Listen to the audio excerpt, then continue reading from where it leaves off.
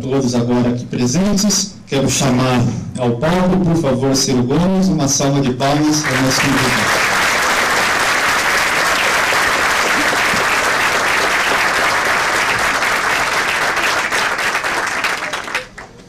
Boa noite a todas e a todos. Eu quero agradecer o privilégio do convite de estar aqui com vocês essa noite. A todos que permitiram isso, eu quero cumprimentar na pessoa do professor Ricardo, muito generoso, cumprimentar a Associação dos Ex-Alunos, o professor Leandro, o professor Ruiz, e ambos cumprimentar todos os estudantes, a todos os professores, mestres, doutores, convidados, aos meus companheiros da juventude do PDT, a União da Juventude Socialista, aos companheiros do PDT. Eu não tinha anotado aqui que estava o nosso presidente regional e o nosso vereador de Santo André. Acho que segunda-feira, quando é? Semana que vem eu vou lá, em Santo André, na Universidade do ABC. Deixa eu combinar com vocês aqui umas coisas. Eu estou encarregado pela organização de refletir consigo ao redor de 40, 50 minutos sobre o Brasil, essa coisa amada, mas terrivelmente complexa, que é o nosso país. E eu queria pedir a vocês que não me ouvissem hoje como um possível candidato a presidente da República que eu serei. Porque o candidato a presidente, ele está obrigado a certos códigos, a certas coisas, e eu quero livre pensar, porque esse debate de vocês aqui é o que o país está precisando fazer. Nós não sairemos dessa encalacrada socioeconômica, política, né, e de inserção internacional, sem pararmos um pouco para pensar. E o ambiente onde esse pensar tem que começar é a universidade. Porque aqui cada um é capaz de ter uma simpatia e não perder o método. Aqui cada um é capaz de ter uma antipatia e ainda assim não abandonar o método. E nós precisamos ajudar o Brasil a recuperar o método. Essa é a grande questão que está acontecendo no país. Então, repare bem, eu estou tentando, para dar coerência a essa minha iniciativa, estou rodando praticamente o mundo, né, atendendo convites para refletir sobre isso, estou vindo do circuito internacional, hoje amanheci no Rio de Janeiro, já fiz uma palestra na Fundação Getúlio Vargas, porque daqui a pouco vão começar os foguetes, as musiquinhas, os filminhos de televisão, e a gente não vai mais poder parar para pensar. Então a hora é agora. E eu estou procurando propor a seguinte percepção da vida brasileira. Eu estou chamando todo mundo para pensar no Brasil de 1980. Por que 1980? Porque, para mim, pode-se arbitrar que, nesse ano, o Brasil encerrou um ciclo do chamado modelo nacional desenvolvimentista, que foi um ciclo muito contraditório, mas de grandes méritos. O Brasil, nesse período, do pós-guerra até o ano 80, virou do nada para a 15ª economia industrial do mundo. Portanto, não é trivial e já há lições preciosas, não tem defeito genético na nação brasileira. Nós somos capazes de uma proeza que a história do capitalismo mundial chama a atenção. Saímos do nada para virar a 15ª economia industrial do mundo, quando tivemos uma certa coesão ideológica ao redor de uma estratégia nacional de desenvolvimento que se convencionou chamar nacional desenvolvimentismo. Em outra ocasião a gente pode e deve especular sobre isso, mas eu vou arbitrar que em 1980 este fenômeno se exauriu. E em 1980 é importante também porque não existiu o Fernando Henrique Cardoso e seus apaixonados, e não existiu o Lula e seus apaixonados. Portanto, nós estamos chamando a atenção do país para olhar-se a si próprio, sem essas paixões que nos apartam hoje em petralhas e coxinhas. Isso não bota ninguém para frente e não explica o problema nem remotamente. Então, veja bem, em 1980, eu tenho repetido por onde eu ando, o Brasil representava 1% do comércio global. Isso é um sintoma do tamanho da nossa economia em relação ao mundo. O mundo, mais ou menos, tem 200 nações e nós representamos 1% do comércio mundial. Pouco, mas era o que tínhamos. E a China representava, na mesma data, 1% do comércio mundial, igual conosco. Só que nós tínhamos 130 milhões de habitantes e a China tinha 800 milhões de habitantes já. Portanto, em 1980, o Brasil era um país muito mais desenvolvido e muito mais rico, relativamente, no mundo, do que a China.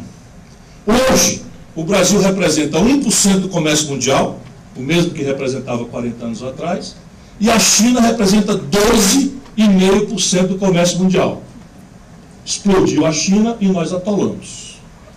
E isto, então, recomenda que nós olhemos fora dessas paixões superficiais, legítimas, democráticas, não estou condenando nada nem ninguém, mas apenas precisamos pensar. O que aconteceu de lá para cá com o Brasil? O que aconteceu de lá para cá com o Brasil é que o Brasil cresce em média ridículos e insuficientes 2% ao ano, apenas. Então, na média, o Brasil de 1980 até hoje está crescendo 2% ao ano. E isso é pífio, é ridículo e é criminoso, por quê? Porque nós somos um país que no mesmo período, agora caiu muito, não está mais acontecendo, ganhou produtividade de uma forma astronômica, modernizando a economia, os seus processos produtivos, trocando gente por robô, gente por máquina, gente por mecanização, automação. O Brasil ganhou produtividade durante praticamente 20 anos a 3% ao ano, criando uma estrutura de desemprego de pessoas de idade já intermediária para velho, com gravíssima dificuldade de se requalificar e entrar de volta no mercado de trabalho. Mas o Brasil também é, durante este período, um país que traz ao mercado de trabalho 2 milhões de rapazes e moças por ano, procurando o mercado de trabalho. Portanto, se nós crescemos 2%, a gente não tem como cobrir os ganhos de produtividade e muito menos cobrir a chegada dos jovens ao mercado de trabalho. E aí está o estoque desse problema. Hoje o Brasil tem quase metade da sua economia na informalidade. Já somos 14 milhões e 300 mil brasileiros desempregados. Iremos a 15 milhões esse ano, pelo desmantelo e estupidez com que estão tangendo os negócios de Estado do país.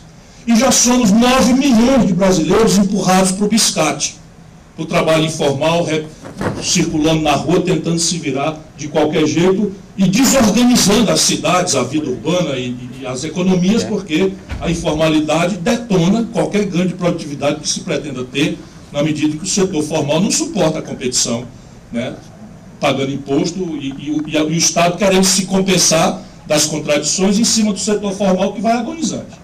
Então nós não temos pouco problema não, nós temos um problemaço. E a exceção a esse crescimento pífio de 2% ao ano é um momento de curto prazo de consumo insustentável com o Fernando Henrique e um momento de mais prazo um pouco, mas também curto prazo e também insustentável com Lula. Por isso que isso mascara um pouco, na percepção crítica da nossa reflexão sobre o Brasil, a questão estrutural. E o que eu ando propondo é um olhar sobre a questão estrutural do país. Na minha mente, o Brasil está assim, atolado, sem poder crescer, por 3 questões, cada qual a mais grave. E eu apresento as 3 questões só em ordem com que elas me vêm à cabeça. Não tem uma mais importante do que a outra, porque cada qual é mais grave do que a outra. A primeira, só em ordem de apresentação, neste momento, é um inédito estrangulamento do passivo privado das empresas nacionais brasileiras, da empresa privada brasileira. Tantos anos de juro alto, endividamento das empresas chegou no limite em que elas não estão dando mais conta de fazer caixa, nem sequer para pagar a prestação que estão devendo ao banco. Então, esse ano passado já, colapsou o investimento privado no Brasil. Não há mais como você esperar que o desenvolvimento brasileiro seja alavancado e Brasília vive alimentando a vã ilusão de que nós precisamos fazer aí uma agenda que é para ganhar a confiança dos agentes internacionais, para que os agentes internacionais corram em socorro do Brasil e supram nosso colapso de investimento privado com o dinheiro estrangeiro. Isto é uma vã ilusão e não se trata de confiança. A vã ilusão é que, como o Brasil não cresce, o investidor privado estrangeiro também está se retirando do Brasil. Portanto, não vem para o Brasil, porque, por exemplo, a indústria automobilística hoje está com 30% de capacidade instalada ociosos.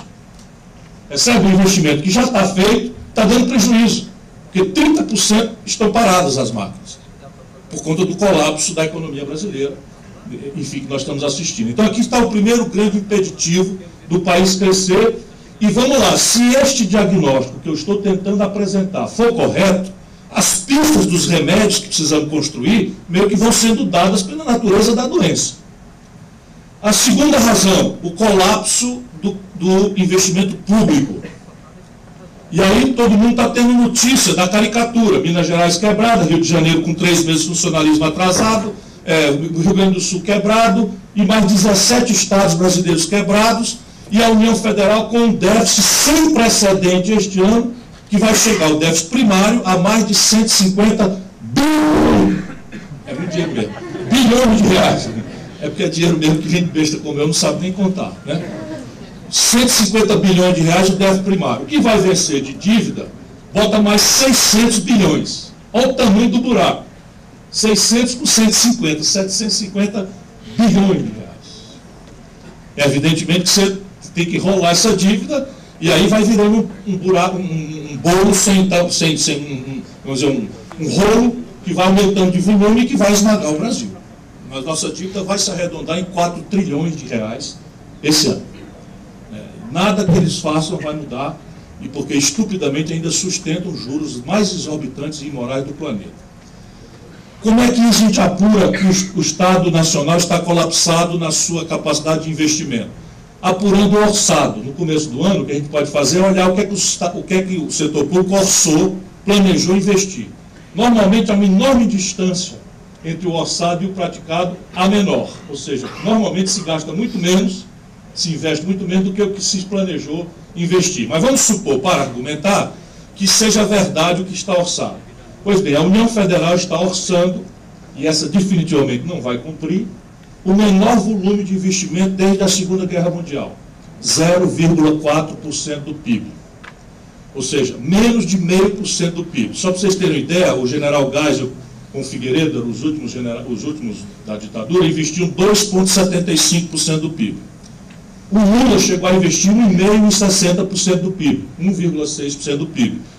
E agora estamos orçando 0,4% do PIB. E provavelmente não tenderá a zero e não será cumprido esse orçado. Juntando o que resta, né, de tostão dos estados e municípios, tudo junto, dá mais 1,2% do PIB. Somando os dois, 1,6% do PIB.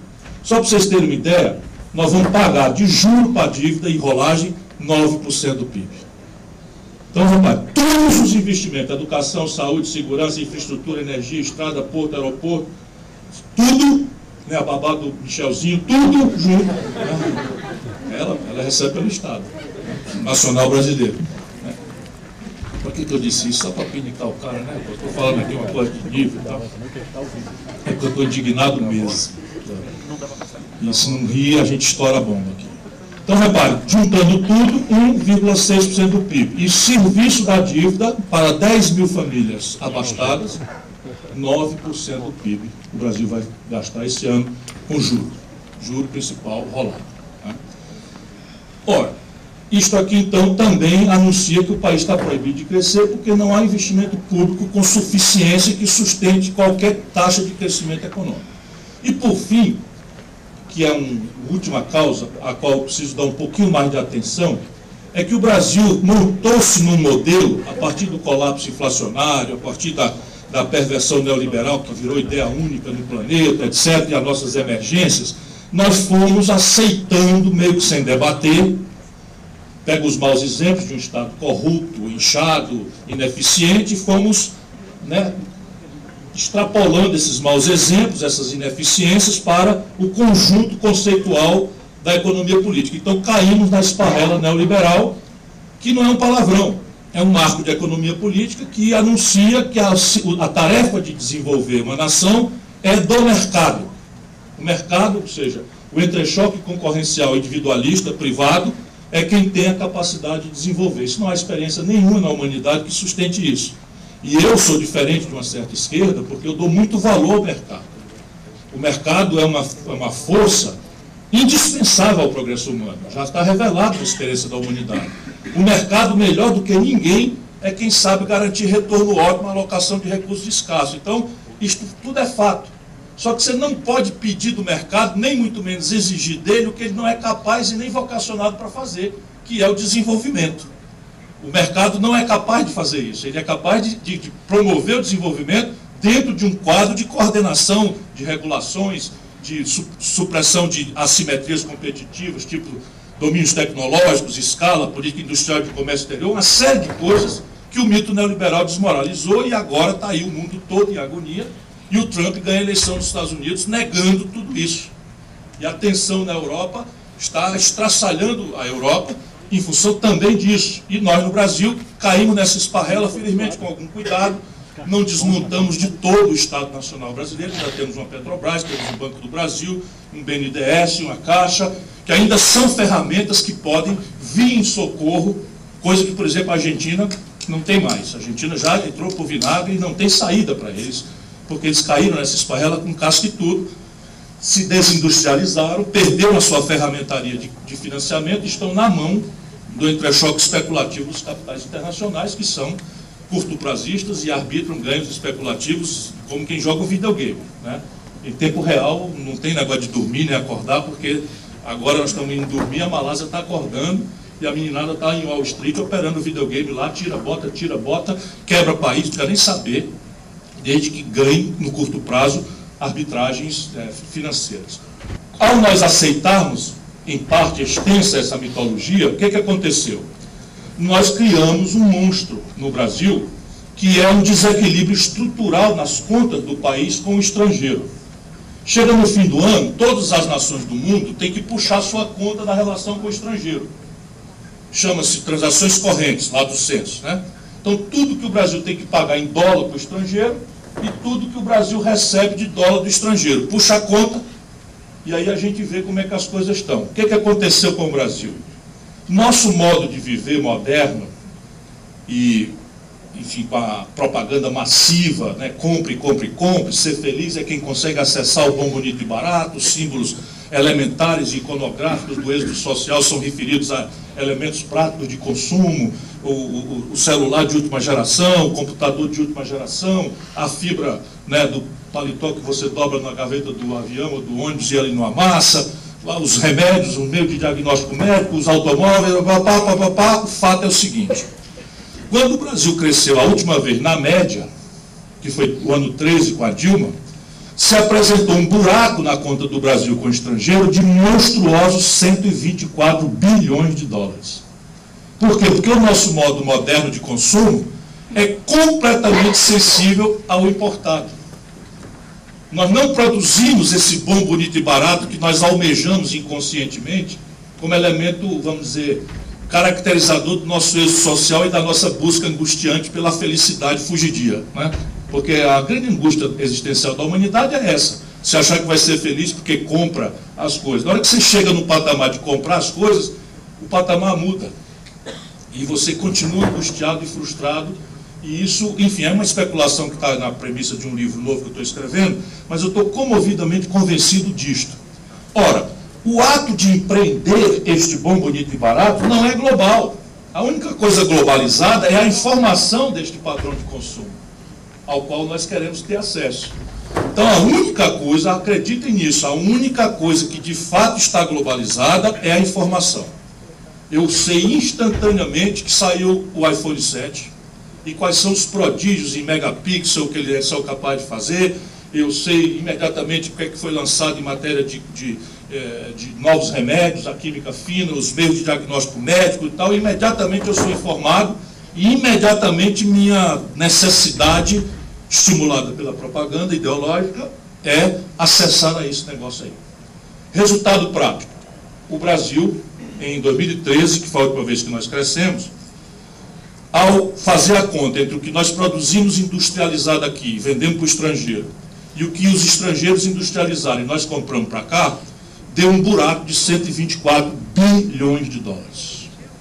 Como o modelo também se espraia para outros segmentos, essa mitologia neoliberal, você tem que o país abriu mão de uma política nacional de ciência e tecnologia aplicada ao processo produtivo, e hoje a conta de royalties, que é como se chama o aluguel da inteligência dos outros, para os nossos modos de produção, já passa de uma dezena de bilhões de dólares, de bilhão de dólares. O Brasil abriu mão de uma marinha mercante nacional brasileira. E nossas tradições exportadoras são todas de grande volume: petróleo, petróleo, minério de ferro, soja, milho, tudo é grandes volumes. 100%, salvo um outro navio, Cavalo do Rio Doce, está vendendo, 100% do afretamento que leva as mercadorias do Brasil para o estrangeiro e que traz as mercadorias do estrangeiro para o Brasil são afretamentos estrangeiros. Já vai outra dezena de bilhão de dólares de frete. O Brasil abriu mão de uma legislação mais séria em matéria de remessa de lucros e dividendos. Já passa de uma dezena de bilhão de dólares a fraude na remessa de lucros e dividendos, porque todo investimento direto estrangeiro corresponde a um passivo interno, passivo externo, que o Brasil tem que financiar. O cara não vem para cá fazer caridade. Ele abre uma fábrica e tem que remunerar esse capital, remetendo lucros, remetendo dividendos, pagando royalties, né? Fazendo a conta com o estrangeiro. Essa conta também de remessa de lucro vai a outra dezena de bilhão de dólares. E aí nós vamos indo, seguro e resseguro. O Brasil desestruturou sua estrutura de seguros e internacionalizou parte importante da estrutura de resseguros. Lá se vai mais outra dezena de bilhão de dólares. E aí quando você junta o passivo externo líquido, enfim, o passivo das transações correntes, com o desequilíbrio manufaturados, nós estamos falando já de 200 de bilhão de dólares. 200 bilhões de dólares. Como é que a gente vinha mascarando este problema? Como é que isso aí não quebrou o Brasil já tão mais rápido, mais fácil da gente... Eu não ia beber água. Estou me apaixonando pelo auditório. Isso tem acontecido... É muito bom que eu fico olhando para cá, está todo mundo olhando, prestando atenção, e eu fico animado, né? Esqueço até da água. Obrigado a vocês, isso alimenta a gente. Meu cacuete é de professor. Estou emprestado para a política por enquanto ainda. Então, repare, por que isso não ficou muito flagrante mais recentemente no Brasil? Por duas razões. Primeiro, porque nós somos um país que é estimulado a não ter memória da sua própria história recente. Não estou nem falando, né, de você comemorar o 13 de maio com a pusilanimidade completa. Né? A princesa Isabel assinou a abolição da escravatura quando já não tinha mais escravo, porque tinha tido a lei do sexagenário, tinha a lei do proibição do tráfico, tinha tido, enfim, todas as leis, e ela protocolarmente assinou aquele momento ali. A gente é obrigado até hoje a falar que a abolição da escravidão, essa chaga de 300 anos no Brasil, é e tal. Quando melhor comemorar o Dia da Consciência Negra, essa sim é importante, mas o capitãozinho do mato lá de São Paulo quer revogar a lei que criou essa... capitão do mato eram negros escravos que perseguiam os irmãos a serviço do branco opressor. Isso é uma coisa que muda muito dificilmente na humanidade. Pois bem, o que aconteceu com o Brasil?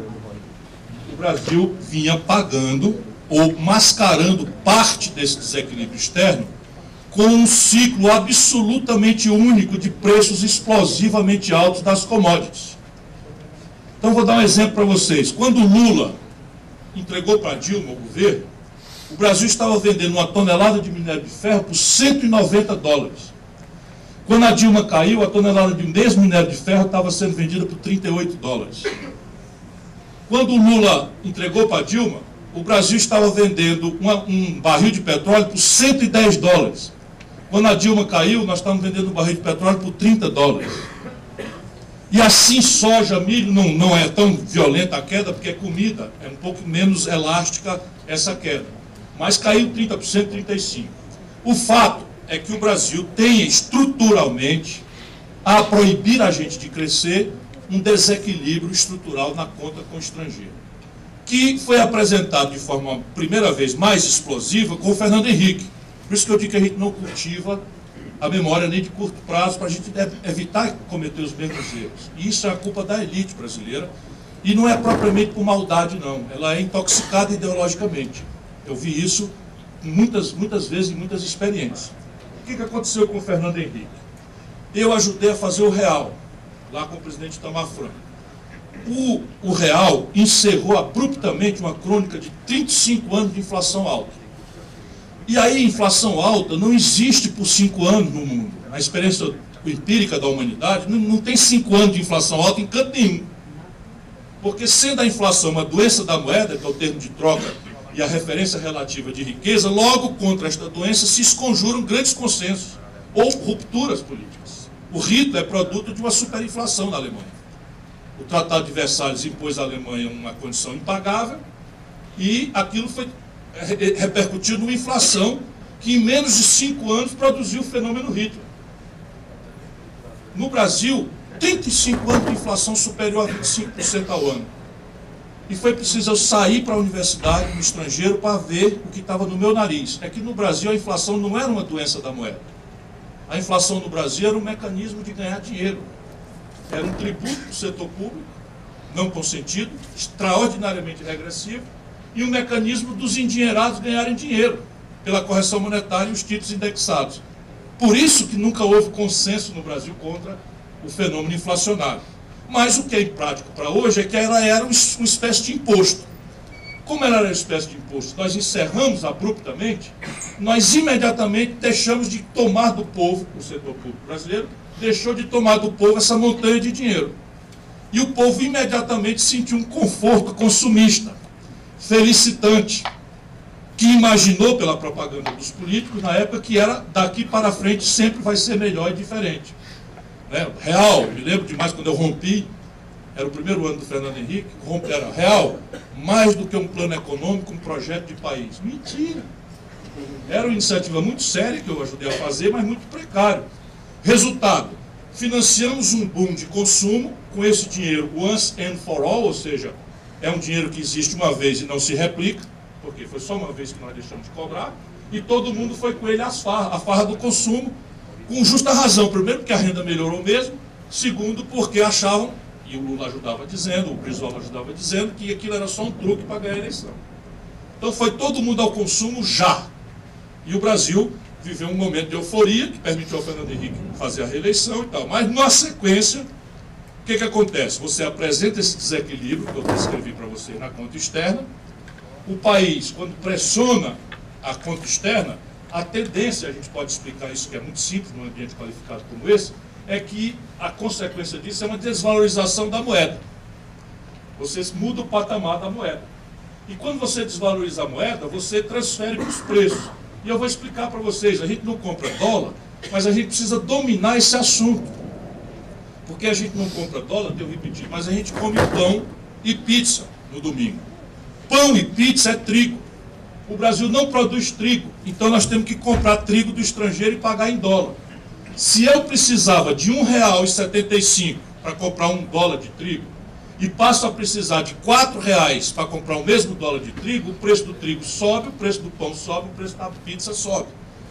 80% dos remédios que a gente consome são importados do estrangeiro. Se eu precisava de R$ 1,75 para comprar $1 de Tilenol, e eu passo a precisar de R$ 4 para comprar o mesmo dólar de Tilenol, o preço do Tilenol sobe e o remédio sobe o preço. Eu ando de ônibus e não compro dólar. O principal insumo do preço do ônibus, da passagem do ônibus, é diesel. O Brasil adotou essa política estúpida de vender petróleo bruto barato e comprar derivados de petróleo com alto valor agregado em dólar, diesel, gasolina, lubrificantes, etc. Se eu precisava de R$ 1,75 para comprar $1 de diesel e passa a precisar de R$ 4 para comprar o mesmo dólar de diesel, o preço do diesel sobe, o preço da passagem de ônibus sobe, e a gente vai para a rua em 2013 protestar contra o 0,20, não lembra disso? Onde começa a cair a Dilma, porque o galo começou a cantar, porque a crise de 2008 produziu uma debacle nos preços das commodities. Lá no Fernando Henrique, o gasto do imposto inflacionário cessado acabou, e aí quebrou o país, desvalorizou o câmbio por esse fenômeno que eu estou descrevendo para vocês, e o Fernando Henrique perde a eleição para o Lula, e o PSDB esconde o Fernando Henrique com as 3 eleições. Parecia que o Fernando Henrique estava com lepra, porque não podia, lepra no tempo bíblico. Né? E agora aconteceu o mesmo fenômeno. Olha como é curioso isso. Olha como é curioso, como a gente precisa aprender a valorizar a nossa história. Quando aconteceu isso com o Fernando Henrique, o Lula e o PT criaram um movimento Fora FHC. Quem é mais velho aqui um pouco se lembra. E o Lula assinou um pedido de impeachment do Fernando Henrique. E apresentou ao então presidente da Câmara, eu me odeio, chamado Michel Temer. Olha. Vocês acreditam nisso? Que naturalmente era Fernando Henriquista na época, mandou arquivar. E eu dizia para o Lula, não faça isso, pelo amor de Deus, remédio para governo ruim não é pedir impeachment. Uma hora dessa, se a gente legitima esse caminho, eles vão fazer contra nós. Porque não é que eu sou profeta, é uma obviedade. Né? Eu estou na estrada há 37 anos, nunca respondi um inquérito sequer para ser absolvido, que nada mais é do que a minha obrigação, mas eu conheço a história do Brasil. Aí o que acontece com a Dilma? A mesma coisa. Rigorosamente o mesmo filme. Só que desta vez, em vez de ser um imposto inflacionário, foi o preço das commodities. Quando a Dilma caiu, já deu os preços aqui, os preços das commodities tinham despencado, e aí houve uma desvalorização. Passou a eleição, como que nem o Fernando Henrique, passou a eleição em 98, 99 desvalorizou, arrebentou o país, perdeu a eleição. A Dilma mentiu, né? Usou a marketagem, não repartiu para a população o problema real, preferiu a marketagem, a simplificação grosseira, passa a eleição, dá um tarifaço na coisa e desvaloriza o câmbio 42% em 60 dias. Resultado, todos os preços relativos acompanharam essa desvalorização e a Dilma se desconstituiu na opinião pública. O caminho do impeachment foi dado. Foi lá alguém apresentar um pedido de impeachment, dessa vez foi a cidadã aí da USP, né? Não havia crime de responsabilidade nenhum, mas, enfim, ninguém está ligando mais para nada, a lei do Brasil virou baderna, é anarquia completa, judiciário fazendo política, promotor fazendo discurso, a baderna se generaliza no país e nós estamos indo para a agonia. Então, se este diagnóstico for correto, e eu estou desafiando, não politicamente, mas intelectualmente, academicamente, para a gente refletir sobre isso, estou procurando academia, estou discutindo, é preciso clareza. Se o diagnóstico for esse, a terapêutica meio que está indicada. Alguma coisa precisa ser feita para consolidar o passivo privado. Eu estou sugerindo um fundo soberano lastreado nas reservas cambiais. Detalhes são disponíveis se alguém quiser perguntar na sequência. Estou começando a ficar preocupado com o sono de vocês, né? Se o setor público está estrangulado, é preciso fazer uma reforma fiscal. Só que a reforma fiscal aqui não pode ser alimentar a ilusão de que será pelo lado da despesa. O que não quer dizer que a gente não tem que colocar sob crítica absoluta 100% das despesas e cada centavo delas. Mas eu demonstrarei que a maior despesa fora do esquadro corrente do Brasil é juro para banco. E nada do que está se fazendo mexe nem remotamente no assunto.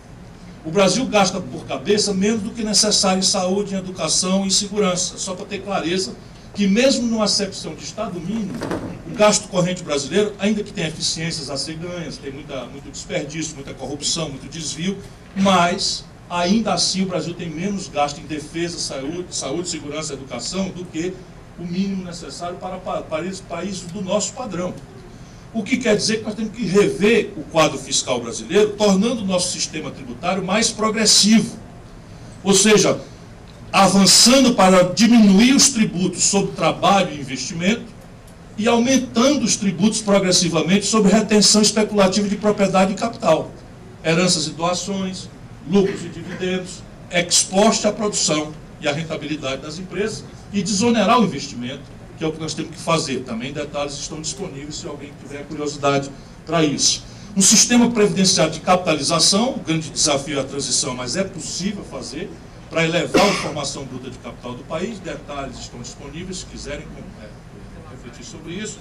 E, por fim, se o terceiro fator, que é o grande desequilíbrio estrutural na conta externa, nós temos que entrar numa dinâmica de resolver isso. E aí são obviedades. O país tem que voltar a se industrializar, interromper o ciclo de desindustrialização em marcha, e os blocos não serão arbitrariamente escolhidos. Nós temos que olhar quais são os grandes blocos que provocam esses 124 bilhões de dólares de déficit e começar por eles. Se as questões de adensamento de capital, de tecnologia e de escala em dimensão global forem passíveis de serem superadas. E eu tenho segurança que são. Primeiro bloco, petróleo e gás. O que é que impede o Brasil de mudar a lógica de produzir petróleo bruto barato para passar a se autonomizar em matéria de agregação de valor em toda a cadeia de petróleo e gás, que não é só gasolina, são polímeros, fibras, poliéster, todo esse complexo industrial potencialmente extraordinário e enriquecedor do petróleo e gás. O Brasil tem expertise para isso, a Petrobras sabe fazer, e o capital para isso pode ser uma emissão de títulos conversíveis em ação, debêntures inconversíveis em ação. Detalhes estão disponíveis para quem tiver curiosidade. Complexo industrial da saúde. O Brasil importa do estrangeiro, só a União Federal, esse ano, 17 bilhões de dólares. De tudo enquanto da saúde. Coisas complicadas do ponto de vista tecnológico. Uma máquina de ressonância magnética funcional, que é o estado da arte, vai demorar. Mas prótese, cama de hospital, cadeira de roda, fármacos, etc., com patente vencida, extensamente, 80% patente vencida, é só entrar numa dinâmica de substituição de importação, compras governamentais, e tudo isso pode ser feito na ambiência da OMC, sem restrição nenhuma das regras mundiais de comércio, e o Brasil tem protegido essas ferramentas todas. Terceiro, o complexo industrial do agronegócio. Vocês imaginam a agricultura e a pecuária mais pujante do planeta importa do estrangeiro 40% dos seus custos de produção. Não tem uma fábrica nacional de fertilizante, não tem uma fábrica nacional de agrotóxico, né? Eu ouvi falar hoje que o empresário ia me encontrar aqui, que parece que estão iniciando aí um esforço de implementos agrícolas, mas também não conheço fábrica nacional com escala para a produção de implementos agrícolas nacional, né? E isso tudo deve ser produzido, porque o dinheiro já está aí.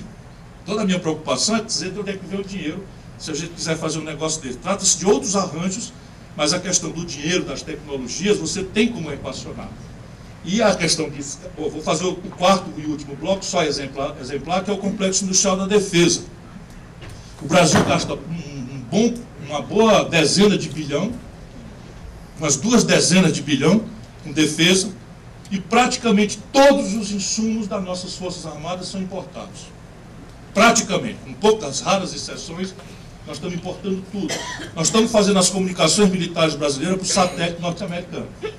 Você imagina que a pessoa, o inimigo vai chegar por aqui lá e tal, acabou. Não fala melhor aí que eu não entendi não. No satélite americano. O GPS que os nossos navios, os mísseis Exocet, dos nossos caças, o GPS é americano. Se o cara desregular meio grau, acaba sair de Niterói para ir para Belém e chega em Luanda, em Angola. E aqui estamos falando de microeletrônica, satélite, foguete, propulsão nuclear, que são coisas importantes que o Brasil precisa aspirar. Para que isso seja praticável, nós precisamos de um projeto nacional de desenvolvimento e precisamos de um alinhamento internacional, e com isso eu termino, que nos permita acessar regime de preferências comerciais para ganhos de escala, China, Índia, Rússia e coisa é a minha saída, são os BRICS. Você ter um regime de transferências tecnológicas sensíveis, e você ter agência de financiamento rebelde a Bretton Woods, rebelde aos órgãos Fundo Monetário, etc., etc., que são completamente controlados pelo conservadorismo norte-americano. Bom, essa é a minha avaliação do país. É muito difícil o nosso momento, mas se a gente fizer isso, sentar, reunir, pensar, reunir a inteligência e preservar o valor democrático, nós acharemos o caminho já já. Obrigado por sua atenção.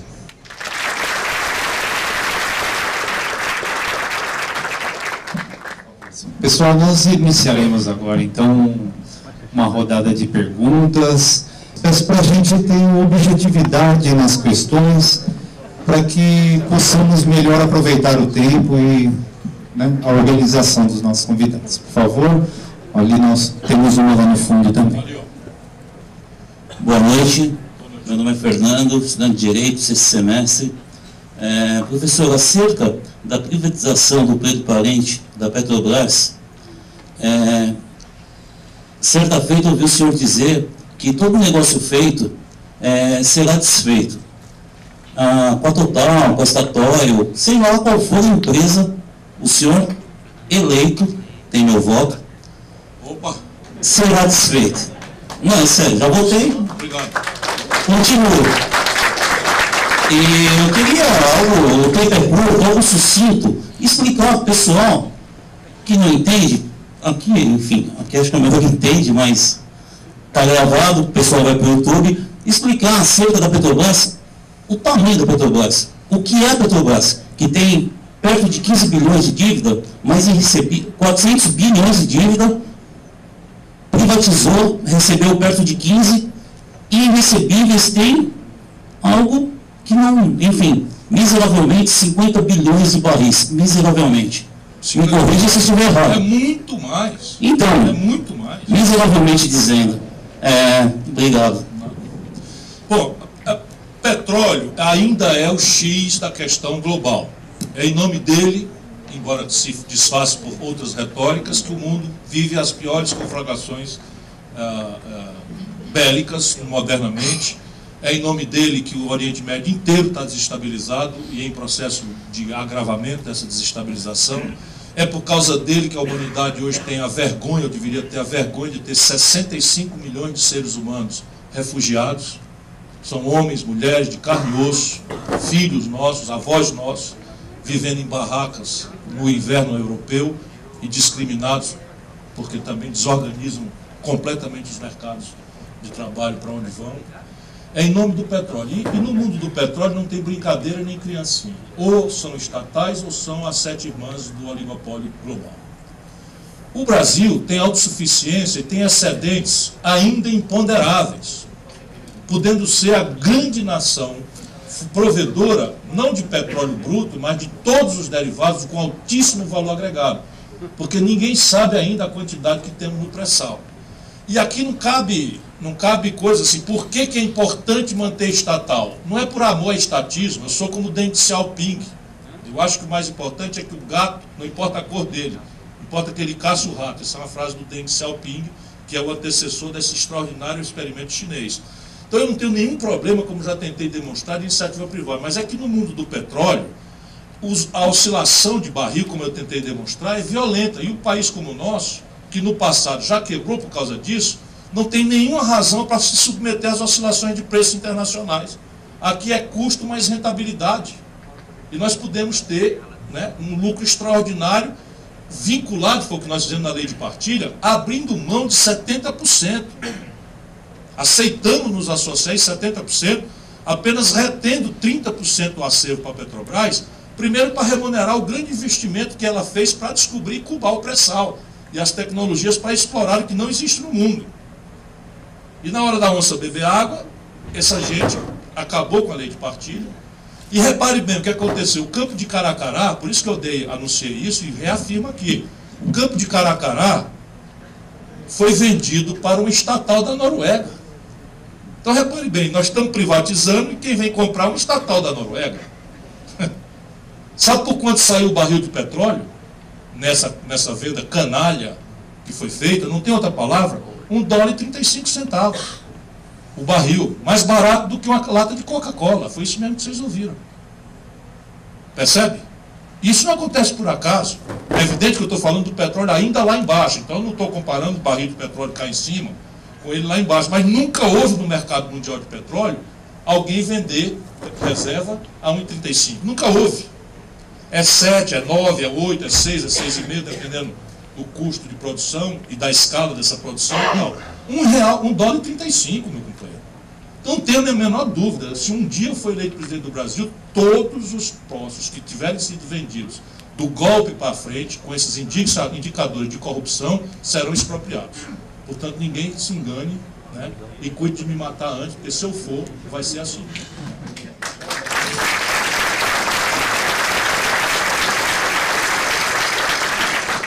E tem outra, nós fizemos a lei de conteúdo nacional. Porque sabe a questão do royalty? O Brasil não aguenta mais, nós estamos pagando quase $15 bilhões de royalty. Um dos setores onde a gente pode ser autossuficiente e virar exportador de tecnologia, com alto valor agregado, é em petróleo e gás. Então, nós para isso, colocamos na lei que uma fração das encomendas governamentais da Petrobras se obriga a conteúdo nacional. Eles estão revogando. Estão revogando o conteúdo nacional. Venda de terra para estrangeiro também é a mesma. Não entendi. Venda de terra ilimitada para estrangeiro. Não vamos aceitar isso, porque, de novo, história. O Congo chamado belga, vão depois ler no Google aí, o Congo chamado belga virou uma possessão belga, uma fração do Congo, porque o rei, né, Guilherme de Tal, saiu comprando terra e, pelas tantas, levou uma milícia e se implantou lá. O próximo passo dele foi começar a comprar terras aqui no Brasil, no Mato Grosso. E o nosso agente, na época, lembrou disso e botou ele para correr daqui. Então nós não sofremos o que o Congo belga fez. E dessa experiência nasce a legislação de que é proibida a venda de terras brasileiras a estrangeiros, terras contíguas. Pois essa gente está querendo revogar. Sabe para quê? Para a China vir comprar o território brasileiro por tostão, e a gente nem sequer o baixo valor agregado do nosso complexo mineral agrobusiness teremos mais. Sim, nem pensar mesmo. Quem vender terra para estrangeiros serão as primeiras desapropriadas para fim de reforma agrária. Está anunciado aqui. Essa é nova. Ministro, boa noite. Professor Carlos Monteiro, do curso de comunicação aqui da Universidade de São Caetano do Sul. Eu queria perguntar para o senhor o seguinte: hoje a gente acompanha aí o estado do Rio Grande do Sul falido, quebrado, o Rio de Janeiro também quebrado, e ao mesmo tempo a gente percebe que estados pobres em relação aos demais, como por exemplo o Maranhão E o Ceará está numa situação econômica bastante confortável. Como é que a gente pode fazer entender isso, sabendo que, por exemplo, também Rio Grande do Norte sobrevive também dos royalties do petróleo, Rio de Janeiro e o estado do Rio Grande do Sul, com seu polo ali em Caxias do Sul, chamado de bastante, enfim, desenvolvidos, são estados que estão quebrados. O que a gente pode fazer um desenho nisso no Brasil em relação aos outros estados? É a política, professor. É a política. No Maranhão foi uma caricatura que se tirou do espaço, né? Então o Flávio Dino chegou e pegou a capitania hereditária do Maranhão, que vinha dominada pelo Sarney há 30, 40 anos, e era tanta caricatura que ele rapidamente consertou. O Ceará já é uma história diferente. A gente vem construindo uma coesão política e um projeto que entra um e entra outro, briga, a gente disputa na política, mas o projeto é tão forte no imaginário popular que nós só discutimos quem é que vai fazer melhor e mais eficientemente aquilo que está pensado. Então, o plano estratégico de recursos hídricos, o plano estratégico de educação, aí nós temos hoje 77 das 100 melhores escolas do IDEB são do Ceará. As 100 melhores escolas do IDEB no Brasil, 77 são no Ceará. E nós somos o estado mais líquido da federação. Agora, repare, quando eu fui governador, em 90, 94, eu tinha 35%, 37% de superávit primário. O que é que eu fiz? Fiz um bom investimento, mas eu separei 2%, 3% todo mês, entreguei para a corretora do banco, que era estatal na época, o Banco do Estado do Ceará, e mandei a mercado caladinho comprar 100% da dívida imobiliária do Estado do Ceará, que ia vencer dali 15, 20 anos, para proteger o meu Estado. Pouco me importa, não era o meu governo, mas hoje quis a sorte que até hoje tem amigos meus governando por lá. Então o Ceará é o único estado que esterilizou 100% da sua dívida imobiliária. Então essas coisas, e assim, nós também temos um entendimento político, e nós cobramos imposto sobre herança, que eu defendo aqui, o Ceará cobra 8%. O Rio de Janeiro, quebrado como está, cobra 4%. O Rio Grande do Sul, quebrado como está, cobra 4%. Isso tudo é uma equação política. Então nós lá cobramos, as turmas se queixam, mas a gente entrega. Então tem coesão política e ganhamos as eleições. Hoje o governador é do PT, meu aliado, e também tomamos cuidado de renovar. Então nós temos muita coisa funcionando. Hoje saiu o ranking de medicina no Brasil. As escolas de medicina do Ceará em primeiro lugar. Que tem uma aposta em educação muito forte, muito contínua. Todo mundo tentou, errou por um caminho e conseguimos. Então é a política. A política, a concepção e a continuidade, a coesão política, especialmente. Marcos Evangelista, sou de Santo André. A gente veio meio de longe a questão de Brasília, até porque a gente sou militante político aqui da cidade. A questão da dívida pública, que é extremamente grave no país, né? Quase, não tenho os dados exatos, mas quase 40% do orçamento é gasto com dívida. 48%. Então, assim, já começa o ano já devendo, né? Quase metade do orçamento. Alguns países fizeram auditoria da dívida. Inclusive, tem muitos estudiosos que falam que grande parte dessa dívida nem existe, né? São especuladores aí que esses títulos fantasma, enfim. O que você fala sobre esse tema que para mim é extremamente importante para a retomada do crescimento do país, é a questão do débito. Sem dúvida, essa questão ela é o maior problema do Brasil hoje, individualmente considerado. Porque, sob o ponto de vista de estoque, ela está chegando a perto de um PIB. Com essa gente aí, vai chegar, o Temer entregará para o próximo presidente da República, quem quer que seja ele, perto de 90% do PIB a dívida. O maior volume da história, a maior proporção da história. Isso é o problema do estoque. E no fluxo, ela espeta na conta do Tesouro, porque você faz para indicação, para indicador de sanidade fiscal, internacionalmente, os manuais referem dívida com PIB, mas ninguém paga dívida com PIB, você paga dívida com tributos. O que vem você tem que pagar. E nós já não estamos conseguindo o superávit primário, portanto nós não estamos pagando nenhum centavo. Estamos capitalizando. Esse ano vai ser mais 150 bilhões em cima de 600 que vencem, a gente rola e bota mais 150 em cima. Por isso que ela está avançando nesse sentido. Então, essa bomba vai arrebentar o Brasil muito proximamente, se a gente não desarmá-la. Para desarmá-la, a gente precisa ser muito sério. Aqui não cabe basófia, não cabe, retórica. Por quê? Porque esta dívida corresponde à poupança, ao conjunto da poupança da sociedade. É evidente que fração disso é do mega especulador, A fração disso é a soma das cadernetas de poupança das viúvas. É o capital de giro das pequenas, médias e grandes empresas. Tudo isso é ativo privado que se converte em dívida pública para financiar o desequilíbrio do Tesouro.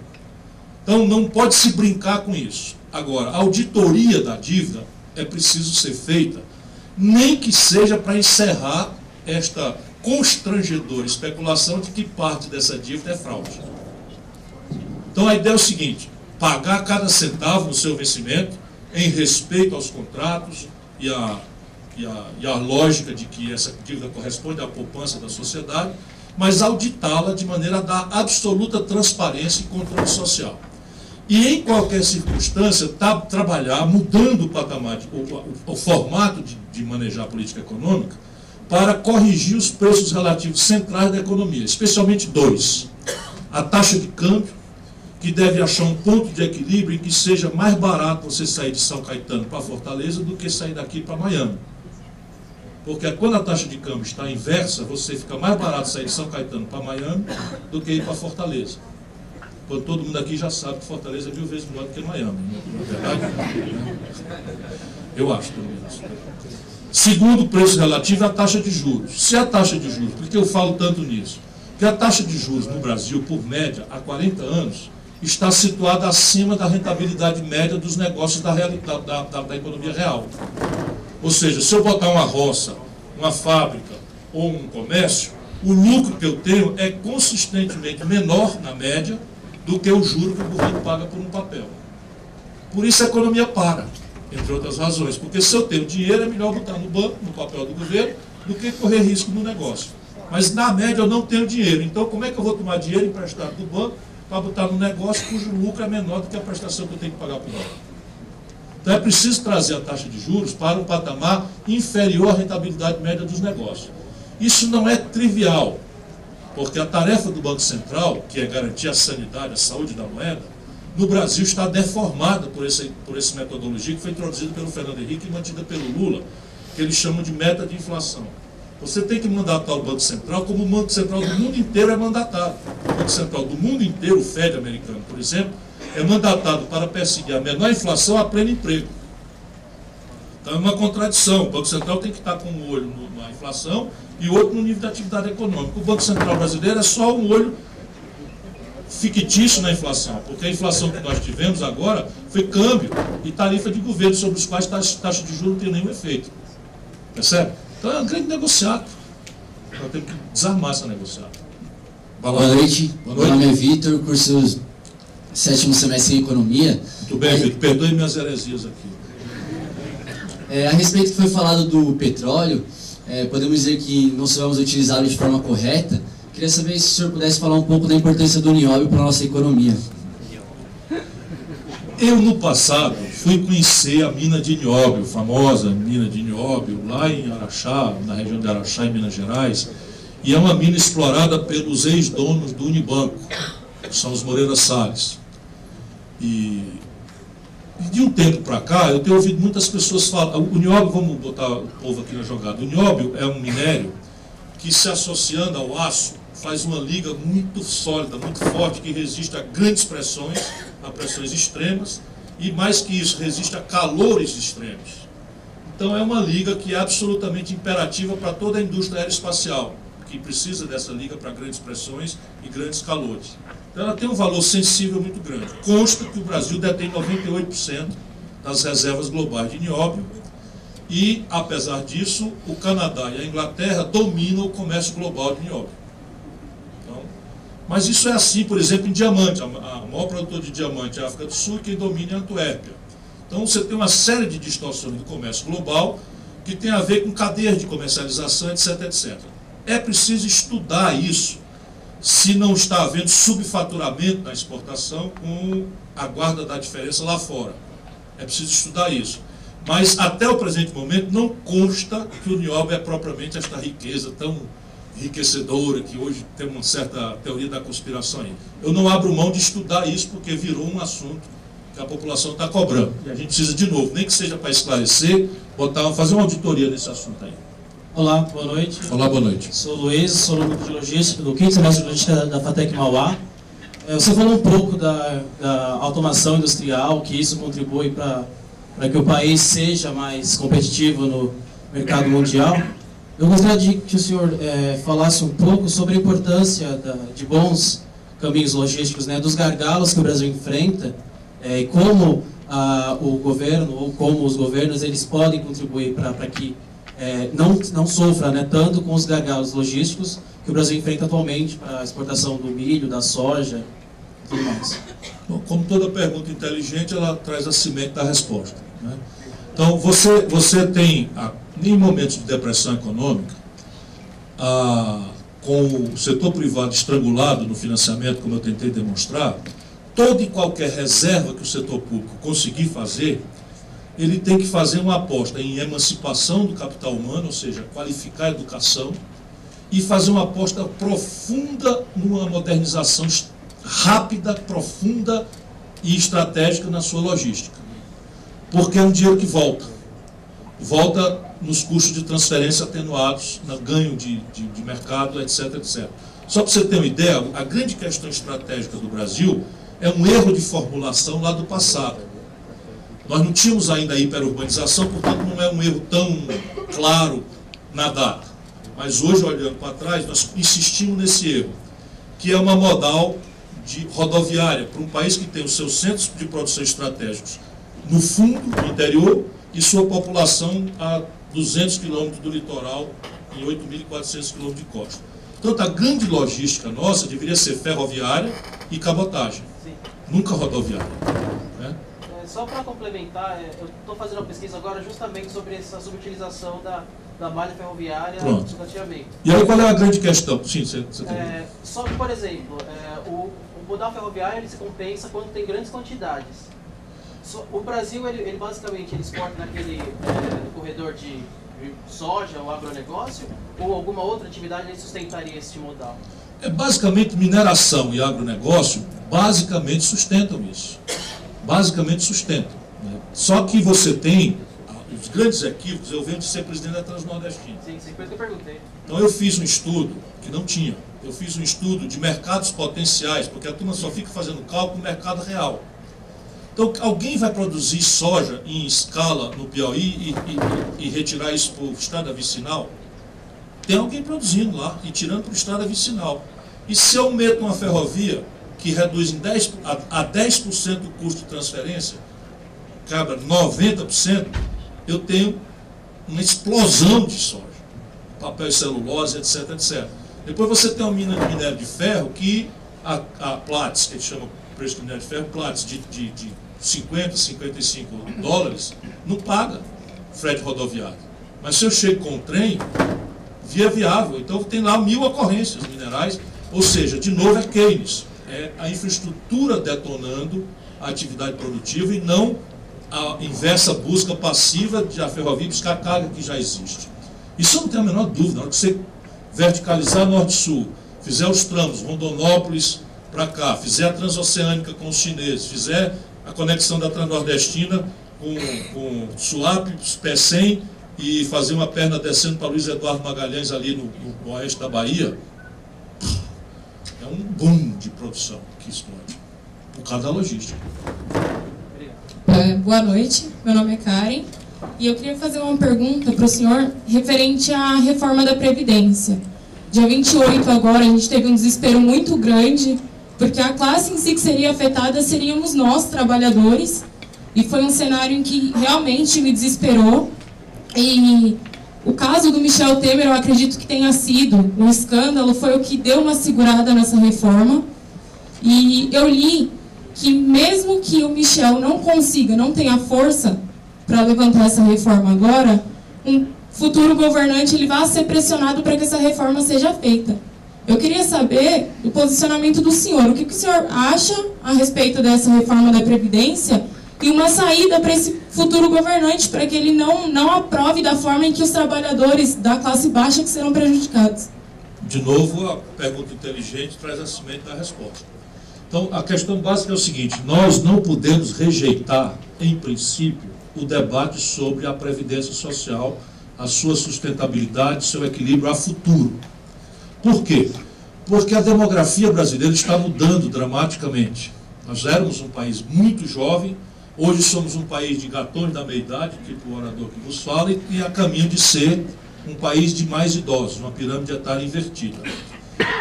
E, segundo, há uma brutal mudança no mundo do trabalho, não é?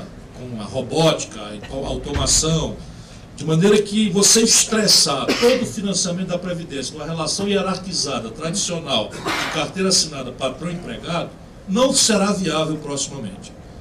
Então, temos que pôr em debate esse assunto. Porém, vamos lá, vamos começar a dizer por que isto que está aí é um monstrengo, perverso, injusto e que só tem de bom a manchete: reforma da Previdência. O resto é tudo mentira. Tudo mentira. Vamos lá. Primeiro, déficit da Previdência. Hoje não existe. Meu nome é Ciro Gomes, eu sou um homem responsável. Eu sei que tudo que eu falo vai para o YouTube, vai para o Facebook e tal. Qualquer um pode me desmoralizar. Vou dizer de novo. Hoje, a Previdência Social brasileira ainda é superavitária. E explico, para que vocês tenham domínio disso, não tenham medo de discutir. Como esse problema da Previdência não surgiu de ontem para hoje, ele vem surgindo, e a política brasileira adora um puxadinho, um remendo, evita, tangencia a confrontação, não acredita no povo, nós vamos fazendo um remedinho para cá, um puxadinho para lá, um incremento para cá e tal. Na prática, o que é esse conjunto de remendos e puxadinhos? Contribuição social sobre o lucro líquido, CSLL, PIS, COFINS, contribuição patronal que se elevou, contribuição do empregado que se elevou e contribuição governamental que não tinha e passou a ter mais recentemente. A soma dessas 6 fontes vinculadas pelo legislador ao financiamento da Previdência pagam e sobra o dispêndio da Previdência do regime único. Isso é fato. Como é que eles têm o desplante de dizer que tem um déficit? É que agora, já com menos de 40 dias de golpe, o senhor Michel Temer fez uma proposta de emenda à Constituição chamada DRU, Desvinculação de Receitas da União, que capa 30% das receitas da Previdência, criadas pelo legislador para financiar a Previdência, e joga no saco sem fundo da dívida.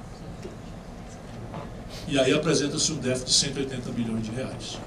Então, repare, esse déficit não é da Previdência, é um déficit das contas do governo para financiar o rentismo, a especulação financeira de 10 mil barões abastados que controlam a vida do país. Aí, se eu tiro a receita daqui e boto para acolá, eu não posso dizer que o déficit é daqui. Eu posso até dizer que eu curei aquele déficit da acolá com o dinheiro daqui. Mas isto, então, já desloca a questão para uma outra percepção.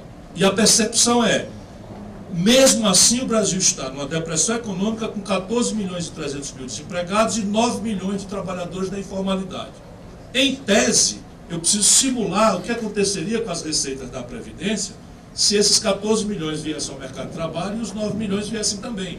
Não é que seja fácil fazer, mas eu preciso entender estruturalmente o problema e buscar trazer essas pessoas. Eu não posso cruzar os braços e estressar a despesa da Previdência em cima dos mais pobres, abrindo mão de aumentar a receita da Previdência pela formalização do mercado de trabalho. Eu tenho uma porção de ideias nessa direção. Por exemplo, no Ceará, o que é que a gente fez com essa grande quantidade de minúsculas empresas da informalidade, tudo, não sei o que, tá aí, tudo não pode entrar num banco, não pode fazer, vive agiota nas periferias, não sei o que e tal. Eu digo, negarão, foi o seguinte: eu vou criar um carnê. E aí o fato gerador do ICMS é a venda de mercadorias. Eu não quero saber o que vocês estão vendendo, quanto é, nem vou fiscalizar isso. Vamos fazer o seguinte: eu faço um carnê e vocês pagam R$100, R$200 por mês e a gente dá a quitação de que isso é o imposto de vocês.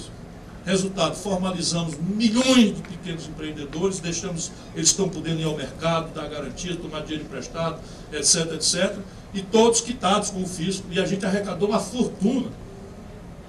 Percebe? Então, é possível fazer isso na Previdência com a informalidade? Não sei, estou começando a discutir. Volto a dizer, o candidato vai ter que cuidar com o que está dizendo.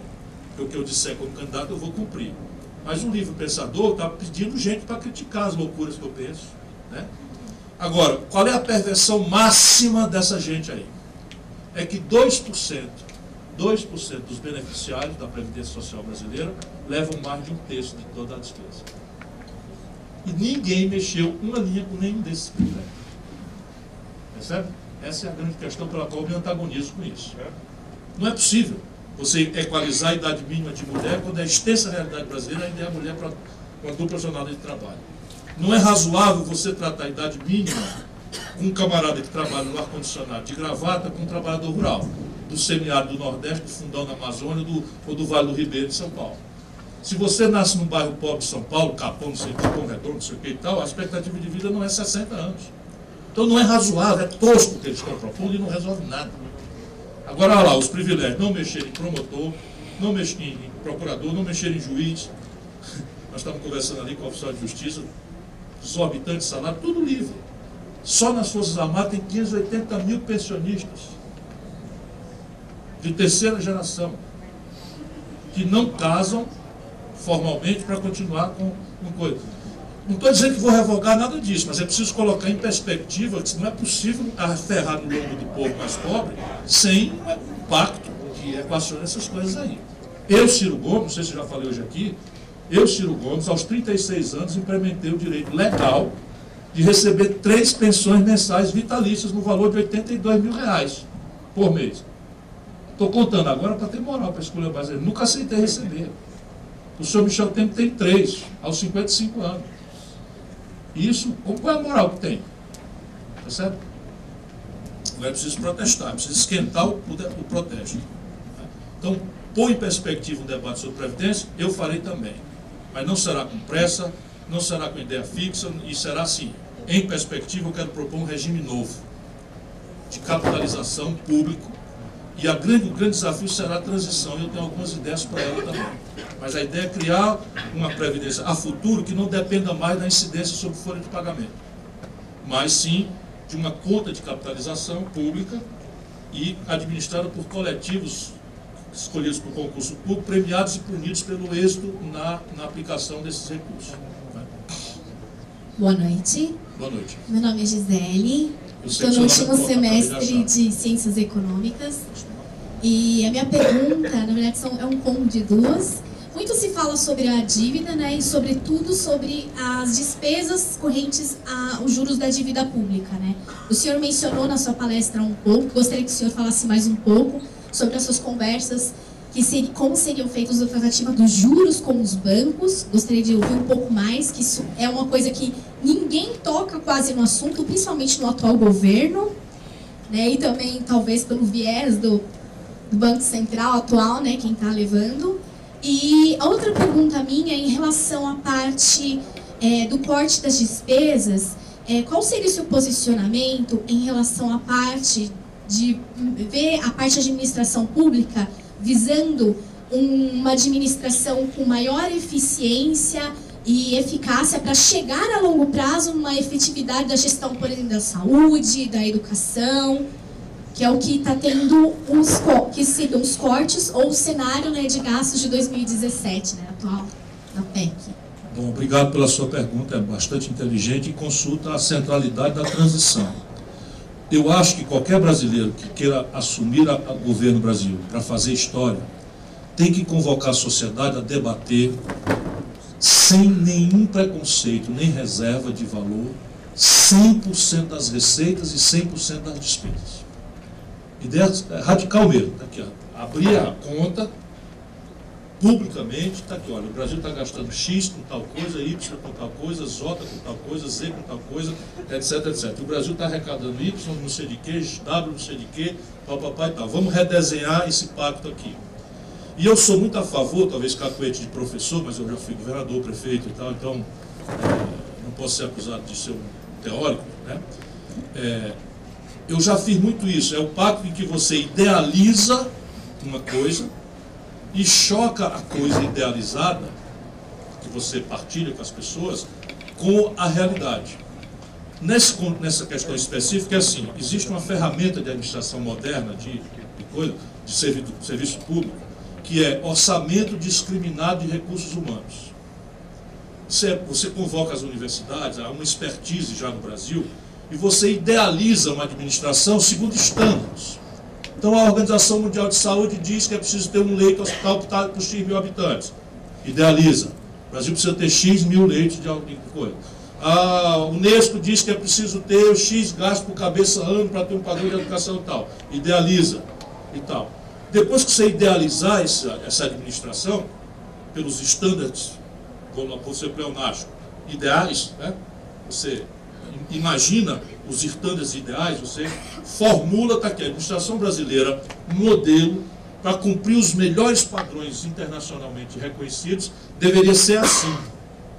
A partir daqui eu trabalho uma outra coisa, que é, nessa dimensão eu faço isso, na dimensão para cá, eu peço para manualizar os procedimentos. Então eu vou manualizar o que é que faz o quê, quem faz o quê, com qual tarefa, com quais prazos, com quais controles sociais, com quais prêmios, punições, etc, etc. Então, idealizo também. Isso a Escola de Administração Superior de Brasília, nós temos expertise para fazer, eu tenho visitado o mundo universitário brasileiro, e nós temos expertise para fazer. Demora um pouco, mas você pode fazer e ir produzindo blocos. Em seguida, você choca essa idealização com o real. Aí você vai encontrar algumas coisas muito interessantes. Por exemplo, diplomacia. O Brasil tem uma diplomacia que é uma carreira de Estado meritocrática que funciona razoavelmente perto do ideal. Então, fica aqui, está tudo certo, acabou, vamos só manualizar, vamos fazer isso, vamos ver qual é a lógica da política externa agora, qual é a ênfase que nós vamos ter de agravar pessoal na China, na Índia ou na África, enfim. Mas aqui está. Por exemplo, o Brasil tem uma excelência em Receita Federal. Eu fui chefe deles, como ministro da Fazenda, são absolutamente maravilhosos. Tudo de mérito, tudo, ninguém fica de favor, é muito bem manualizada a profissão e tal. Você copia, cola, não, tá aqui, está perto. Então, transforma. Vamos lá, que você no fim vai encontrar uma brutal distância entre o ideal e o real. O que você faz? Concurso para preencher aqui, com base em mérito, dando preferência por dia e hora trabalhada nos títulos para os que estão aqui. E quadro em extinção para quem não se adaptar e não transitar. Isso é o que eu penso para fazer, vamos dizer, a idealização de uma coisa. E eu sou muito tentado na transição a criar um Ministério do Absurdo. Eu sou muito tentado a isso. Eu posso achar outro nome, mas eu talvez crie com esse nome mesmo. Transitoriamente, porque não é possível um país como o nosso ter tanta aberração violenta que o Estado promove contra o cidadão. Então a ideia é que tem um locus ali que vocês reclamem, né, que a Anvisa exigiu que a caixa do remédio tenha pelo menos 5 cores, e a queixa do cara é que aquilo é feito para tirar o cara da jogada, porque tem impressora que só faz 4 cores e tal.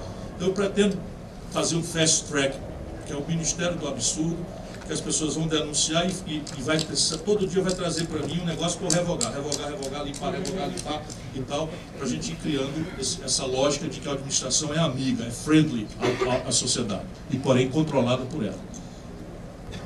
Eu sou aqui da universidade. Em 99, portanto 18 anos atrás, você dizia aqui nesse mesmo auditório, fazia uma crítica sobre a nossa incompetência com relação à inserção no processo de globalização, e debitava muito isso à incapacidade do setor produtivo. E, pela sua fala, pela observação das nossas relações com o mundo, a gente percebe que essa questão ainda persiste em grande escala.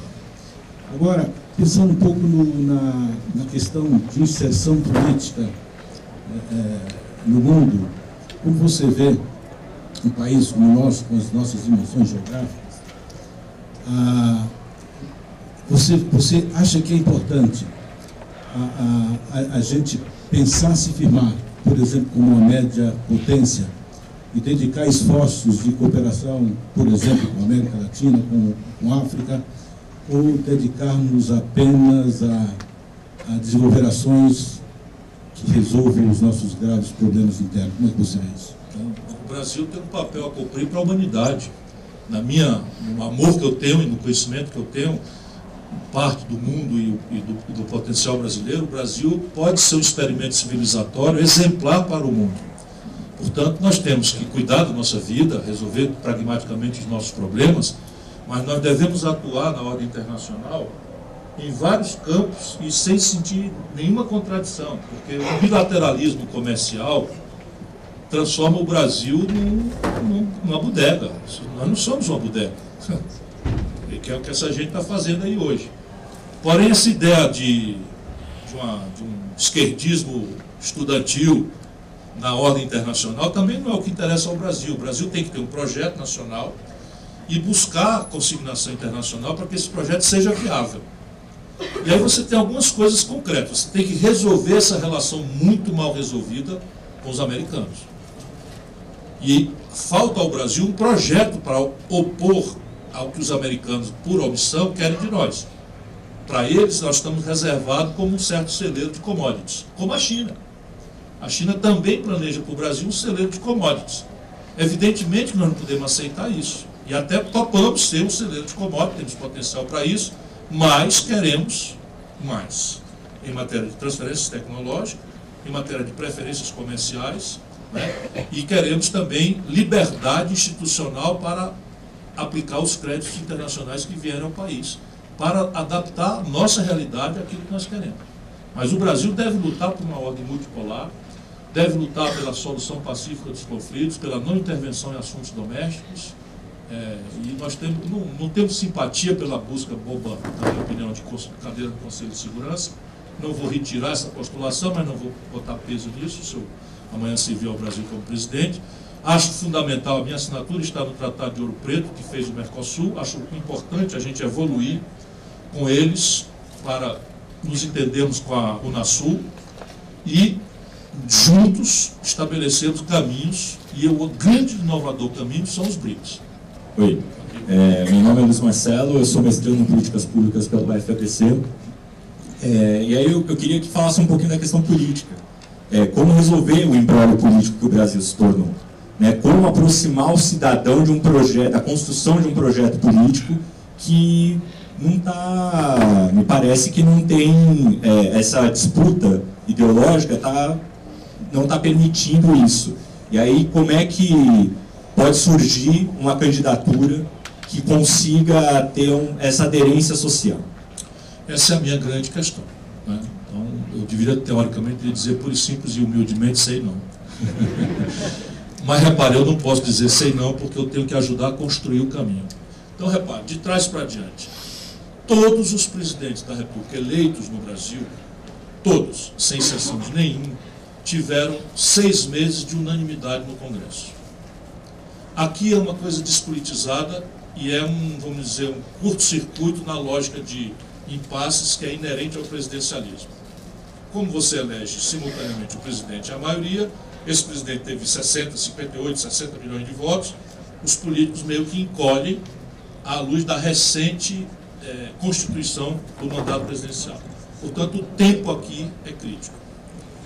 Porém, quase todos perderam esta maioria, essa esmagadora unanimidade, muito rapidamente, porque não perceberam a necessidade, a maioria deles, de tornar orgânica esta relação. E aqui está. Então, o tempo é crítico e o trabalho de tornar orgânica deve se render às evidências da história brasileira. A grande mediação não pode ser a mídia, o oligopólio de mídia, tensionando os políticos. A grande mediação tem que ser, difusamente, a comunhão com a sociedade do que se trata, pelo menos no simbólico. Percebe? Se eu vou fazer uma reforma da Previdência para aumentar o meu volume de formação bruta de capital, eu vou fazer um aumento de tributos para incrementar o meu gasto por aluno ano em educação, para qualificar um novo padrão de eficiência do SUS. Então eu vou estabelecendo nexos dialéticos em que o presidente tem que se dar a pedagogia para também politizar a maioria que ele consegue por empatia, por simpatia, por negação do outro, né?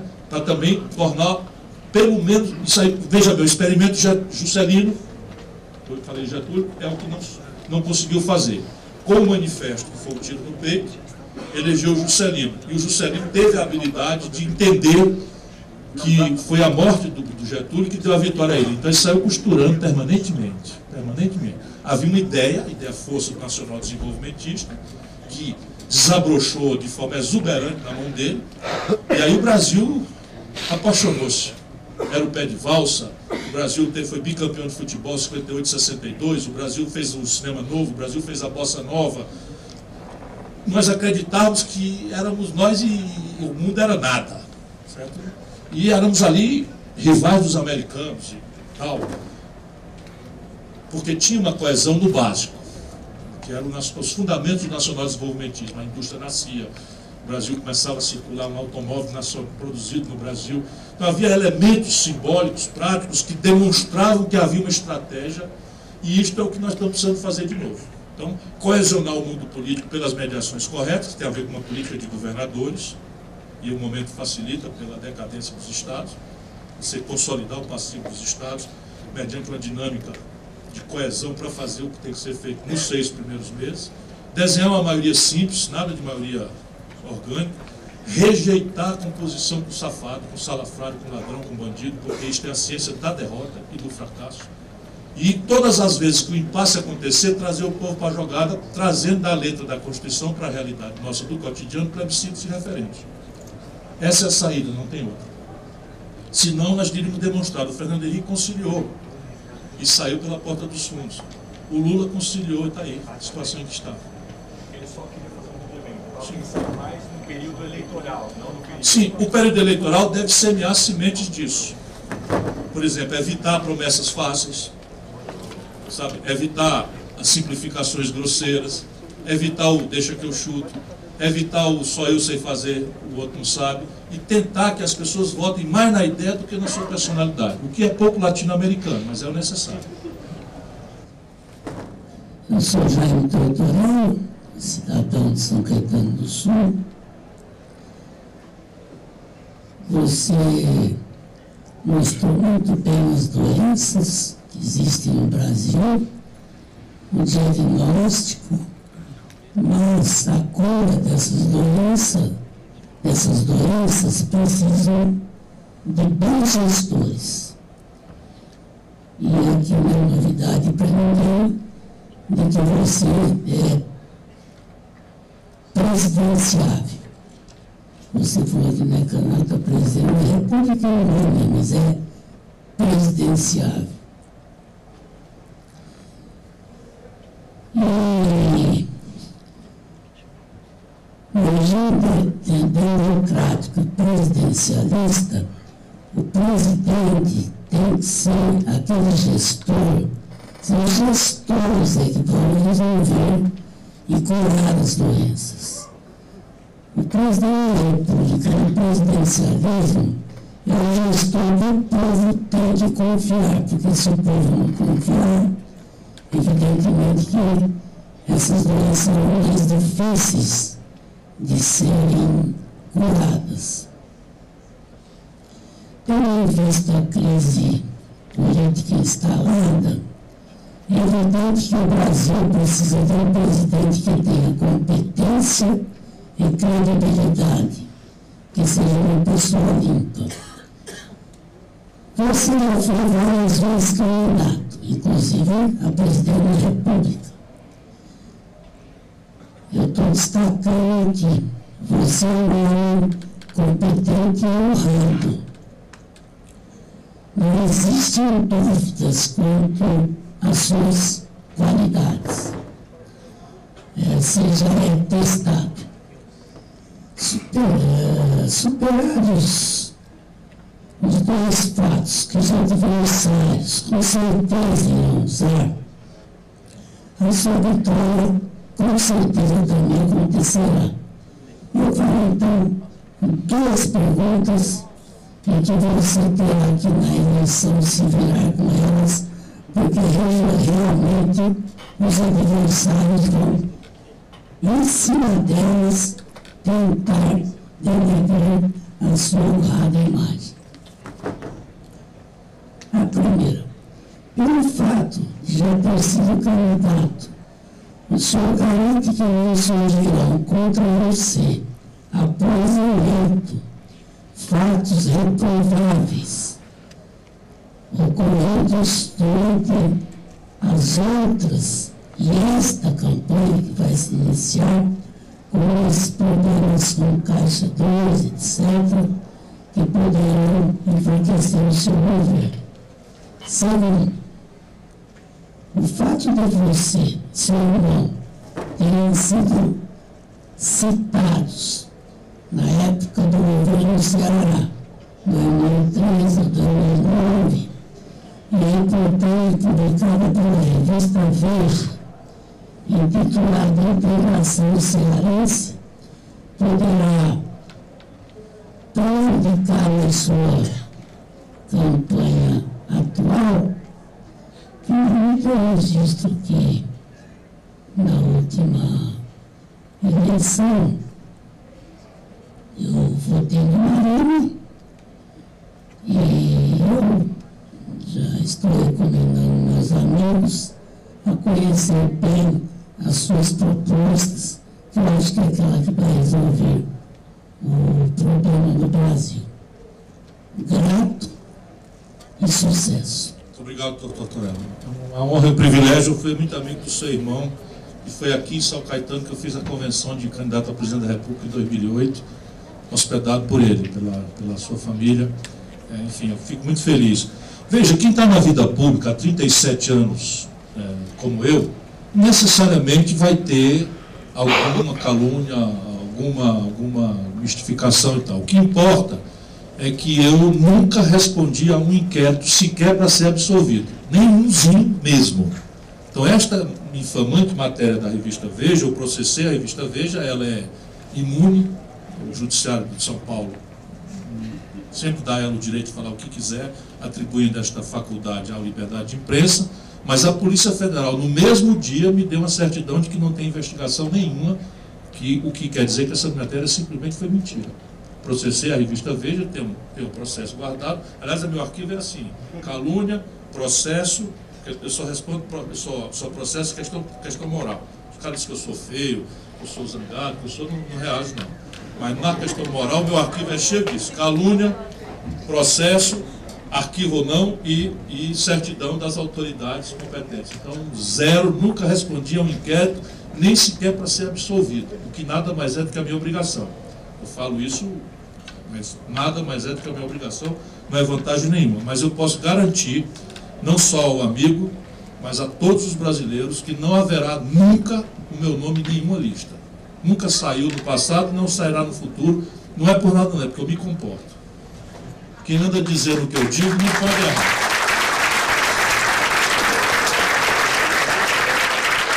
Agora, repare, eu falo mais ou menos 5 horas por dia há anos. Hoje eu amanheci no Rio de Janeiro, fiz uma palestra na Fundação Getúlio Vargas, que demorou ali umas 2h30, 3, e estou aqui não sei quantas horas, 2 horas da hoje eu completei, passei da média. E eventualmente, nesses falar, eu falo uma bobagem. E é isto que dizem de mim, o que é extremamente honroso, né? Mas eu também vou me policiar agora. Minha responsabilidade está crescendo tanto que eu não vou mais chamar ninguém de filho da puta. Hein? É a primeira que você viu. Pois é, foi a primeira palavra. E assim mesmo dizendo que não vou mais falar. Ciro, boa noite. Meu nome é Anderson Amorim, sou morador de São Caetano.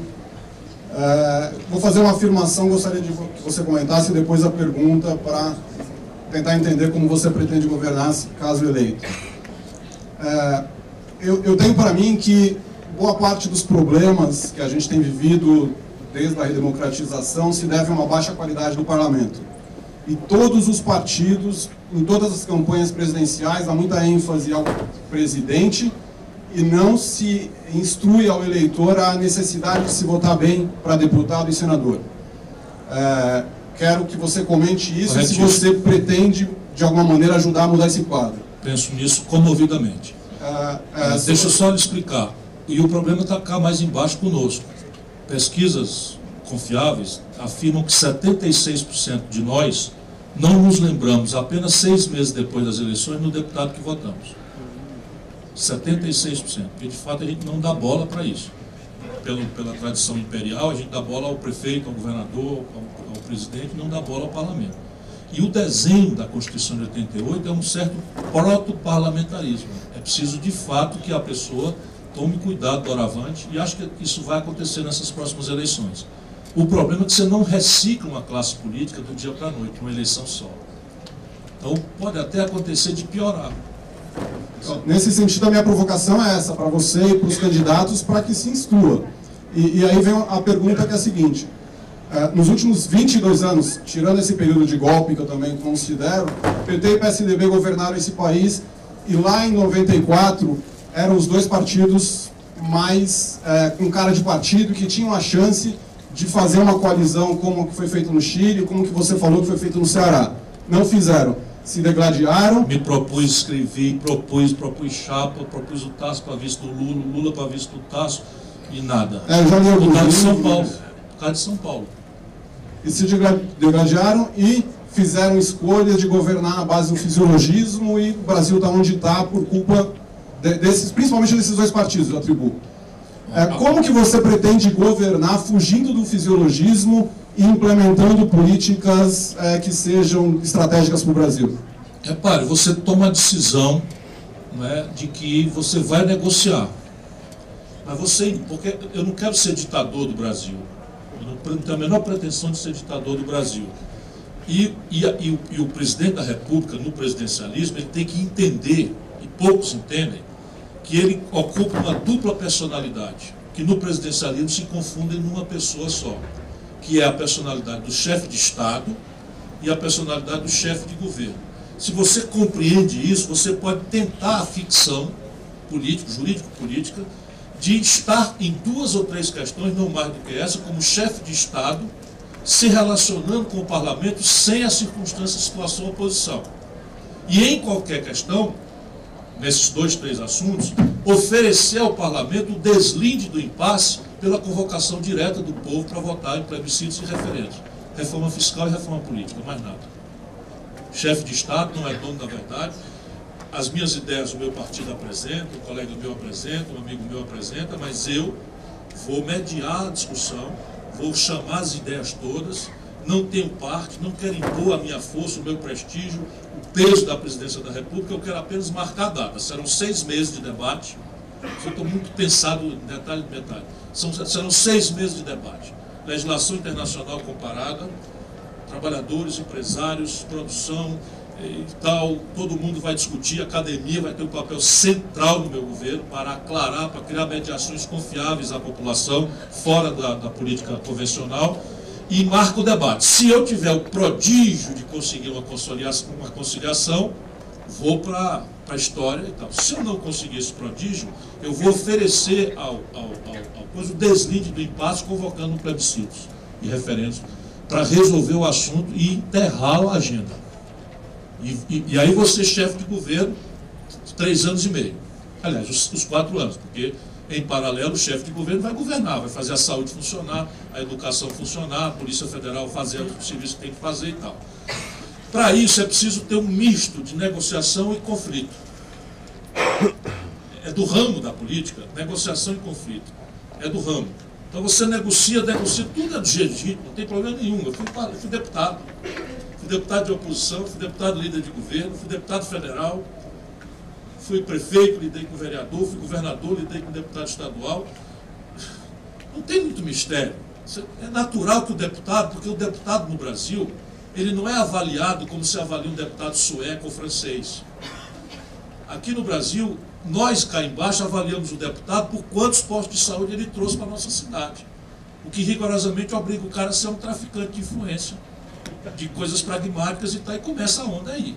Então é uma coisa de cultura nacional, eu também não tenho medo disso, está tudo certo. Desde que seja republicano o apetite, a postulação, aspas, a razão da chantagem, eu estou topando. Passou disso, vai ser denunciado. Bota o povo na jogada. E é isso que está, é um misto de conciliação e conflito. Vai ser um governo de política quente. O tempo inteiro.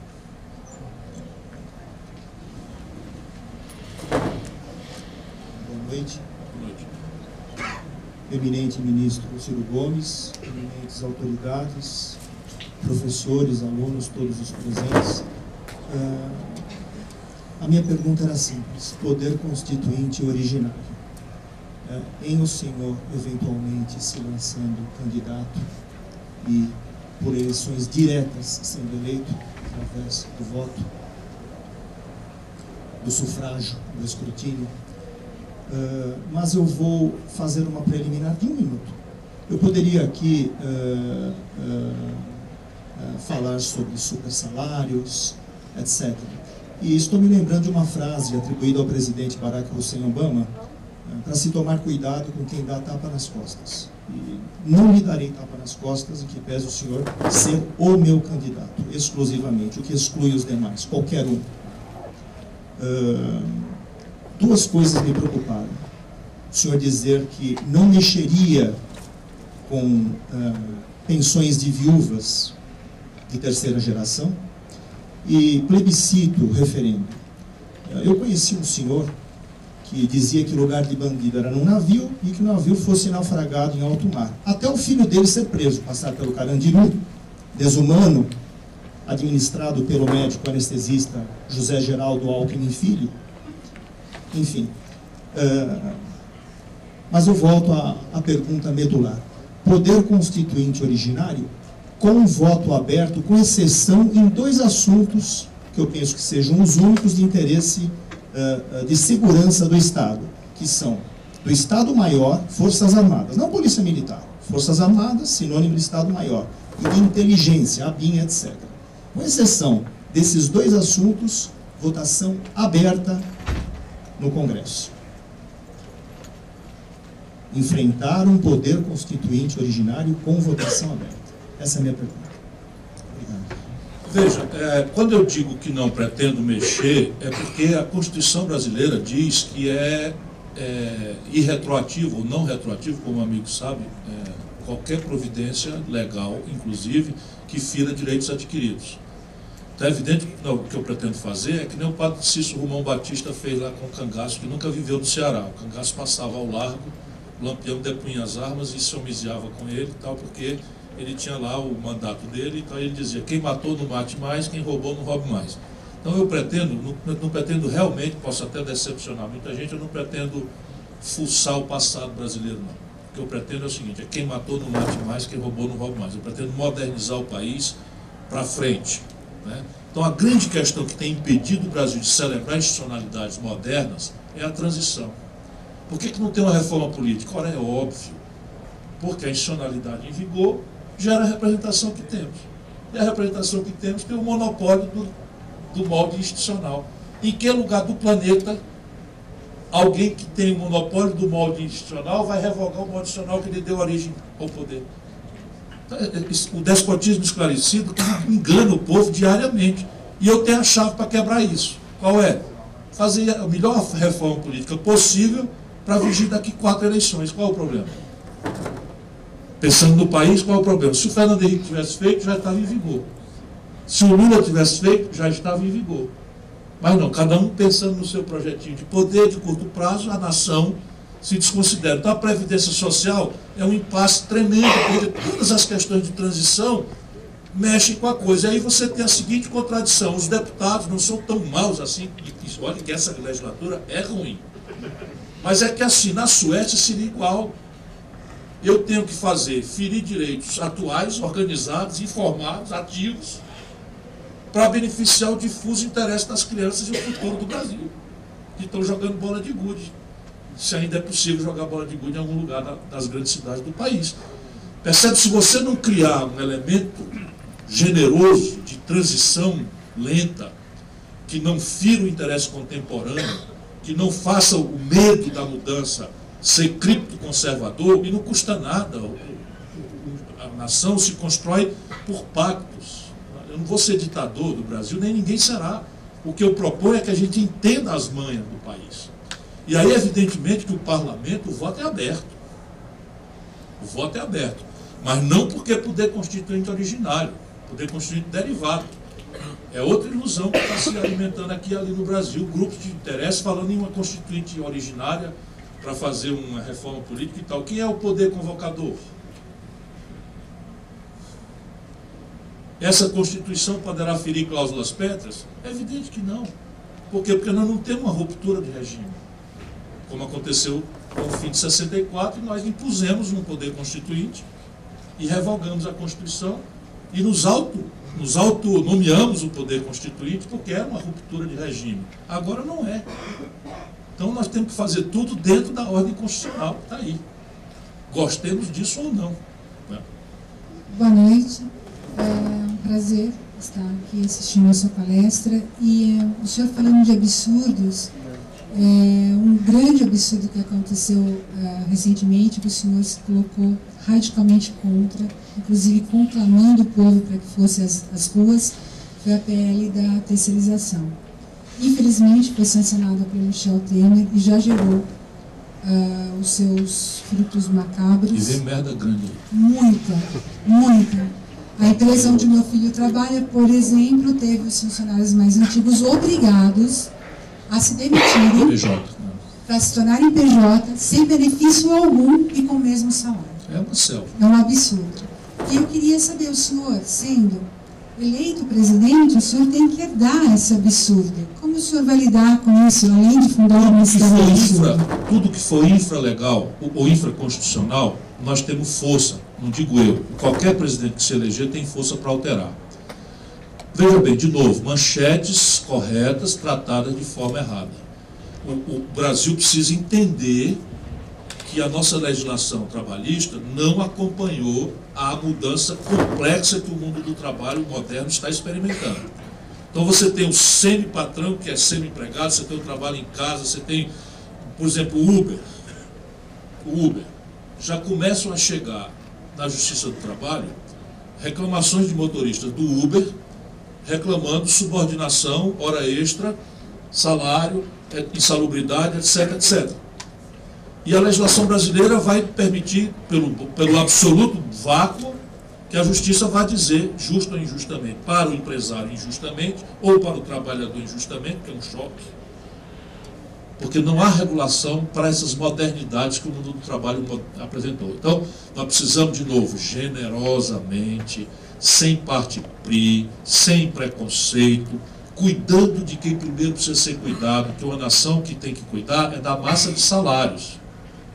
Tem que cuidar da sanidade das empresas, mas a nobreza da sanidade das empresas é a massa de salários e a massa de tributos que financiam a saúde e a educação.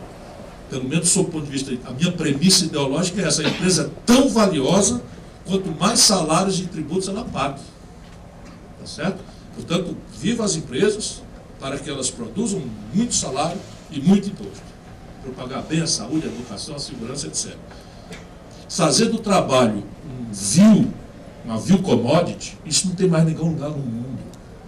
Fazer prevalecer o negociado sobre o legislado é uma categoria monstrengo, que não existe em nenhum lugar do mundo. Eu até conheço muitos lugares do mundo que desregularam o mercado de trabalho. Desregularam. O americano tem um salário mínimo por hora. O salário americano, a única regulação é o salário mínimo hora. Então, se você trabalhar 10 horas, ganha 10 horas, não tem hora extra, não tem não sei o quê, papai e tal, nada. Ok, é uma lógica de fazer que não presta para nós nem para eles. Hoje a América é dos países ricos, é o mais desigual, e a América hoje está muito mais empobrecida do que há 10 anos atrás. Não é outra razão da eleição do Trump. Mas no Brasil, você cria uma categoria em que a legislação fica submissa a um acordo entre a raposa e a galinha. Isso não existe. Então, tudo que for infralegal, conte comigo, vai ser modernizado, mudado, isso tudo vai ser corrigido, tudo. Né? Tomemos, entretanto, cuidado, porque o que for de natureza constitucional inverte a nossa tarefa de juntar 2/5 para a tarefa de juntar 3/5. E a plutocracia não será destruída numa vitória nossa. Ela continuará existindo e continuará com sua força no Congresso Nacional. Portanto, é hora de lutar, é agora. Nós temos que esquentar os protestos agora. Esquentar mesmo, muito. Bom, pessoal, então quero aqui, em nome da Associação dos Ex-Alunos da Universidade Municipal de São Caetano, primeiramente agradecer.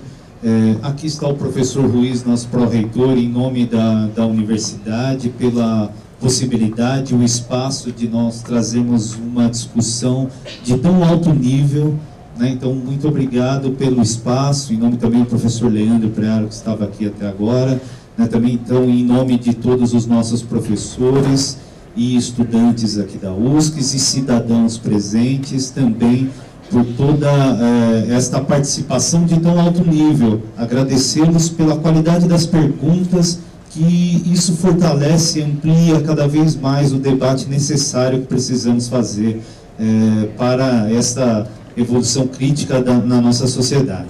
Também agradecer à ouvidoria do aluno, ao Diretório Central dos Estudantes, né, que são as instituições apoiadoras aqui da universidade, que movimenta e tem um papel fundamental na participação dos estudantes. Agradecer a oportunidade, Ciro, de nos dar este tempo da sua agenda para vir aqui à universidade e nos contemplar com esse debate. Tá? Isso foi fantástico. Queremos trazer outras tantas personalidades aqui para dentro da universidade, porque é necessária esta discussão, né, diferentes opiniões e contextos, para que a gente amplie cada vez mais, né, e a universidade tem esse papel fundamental. Então, em nome da universidade, eu quero pedir a todos uma salva de palmas ao nosso convidado.